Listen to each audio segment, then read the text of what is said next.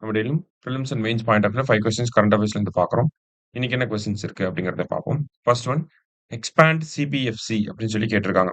So CBFC அப்படின்னா நமக்கு மூவிஸோட relate ஆகி வரக்கூடிய விஷயம் தான் CBFC. So central board of film certification அப்படிங்கிறது தான் கரெக்ட் ஆன்சர். ஓகேங்களா? ஆப்ஷன் சி தான் கரெக்ட். ஓகேவா? Central board of film certification அப்படிங்கிறது தான் கரெக்ட் ஆன்சர். சரியா? ரைட். அடுத்ததா பார்த்தீங்க அப்படின்னா cinematograph act was enacted in which year? ஒளிப்பதிவு சட்டம் எந்த ஆண்டில் இயற்றப்பட்டது அப்படின்னு சொல்லி கேட்டிருக்காங்க.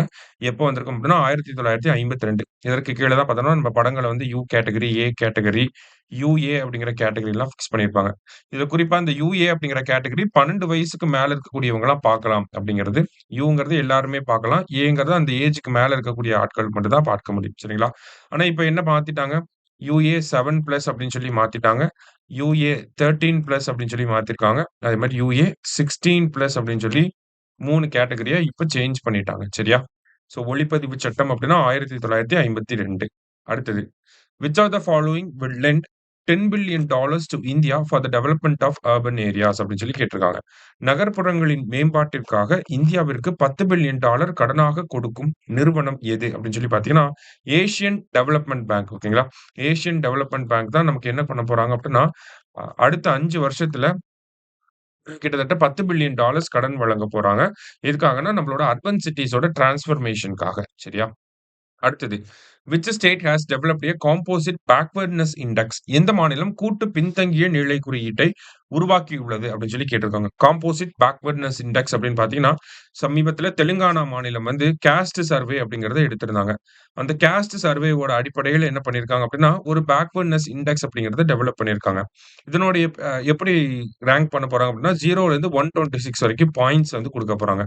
இப்போ ஒரு காஸ்ட் வந்து 126 பாயிண்ட் வாங்கியிருக்கு அப்படின்னா, அது ரொம்ப பின்தங்கிய ஒரு பேக்வர்டான காஸ்ட் அப்படின்னு அர்த்தம். இதே ஒரு காஸ்ட் வந்து 0 அப்படிங்கிற பாயிண்ட் வாங்கியிருக்கு அப்படின்னா, அது ரொம்ப முன்னேறிய ஒரு ஜாதியாக இருக்கும் அப்படிங்கிறது தான் அதோட இந்த இண்டெக்ஸோட ஒரு பேசிக் பாயிண்ட். சரிங்களா? ஸோ காம்போசிட் பேக்வர்ட்னஸ் இண்டெக்ஸ் அப்படின்னா தெலுங்கானா. 0 டூ 126 அப்படிங்கிற இந்த பாயிண்ட் பேஸ் பண்ணி தான் இவங்க இத ரேங்க் பண்ண போறாங்க. சரியா? லாஸ்ட்டா which among the following is the largest contributor of foreign direct investment to India? பின்வருவனவற்றில் இந்தியாவிற்கு அந்நிய நேரடி முதலீட்டில் அதிக பங்களிப்பை வழங்கும் நாடு எது அப்படின்னு பார்த்தீங்கன்னா, 2017, 18ஆம் ஆண்டிலிருந்து சிங்கப்பூர் தான் இந்தியாவோட டாப் எஃப்டிஐ இன்வெஸ்டரா இருக்காங்க. ஓகேவா? So Singapore first, Mauritius second, America third, Netherlands வந்து fourth, UAE United Arab Emirates வந்து 5த் ரேங்க்ல இருக்காங்க. சரியா? அதே மாரி எஃப்டிஐ அதிகமா எந்த மாநிலத்துக்கு வருதுன்னா, மகாராஷ்டிராவுக்கு. நேத்து கொஸ்டின்ஸ்ல பார்த்திருப்போம். ஓகேங்களா? மகாராஷ்டிரா ஃபர்ஸ்ட்டு. தமிழ்நாடு வந்து பார்த்தீங்கன்னா, 5வது இடத்துல இருக்கு. சரியா? தமிழ்நாடு 5வது இடத்துல இருக்கு. ஸோ இன்னைக்கு 5 கொஸ்டின்ஸ் வந்து பார்த்திருக்கோம். Thank you. Suresh IAS academy வெற்றியின் முகவரி.